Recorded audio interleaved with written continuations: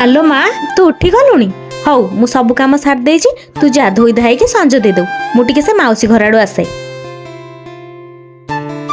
सतरे मो सासु केते भल बहु नुहे तो निज झियो भली मते भाबुचंती। तू जहा कह अंजना गोटे परिवार रे गोटे झियर स्थान चीनी भली आ गोटे बहुर स्थान लुण भली। ता माने माँ मते जमा भी भल पांतिनी तांको झियो को बेसी भल पांती। आलो माँ कौन है एमती मन दुखरे बसीचु?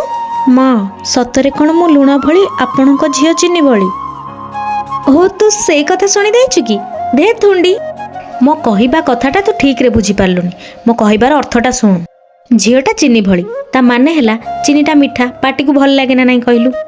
हाँ आउ बहुटा हैला लुण भली लुणर सिना आदर न थाए किंतु जो खाइबार न पड़े तार स्वाद ही ठीक जेमती बहु नथिले घरर सौंदर्य न थाए। बुझी पारलु?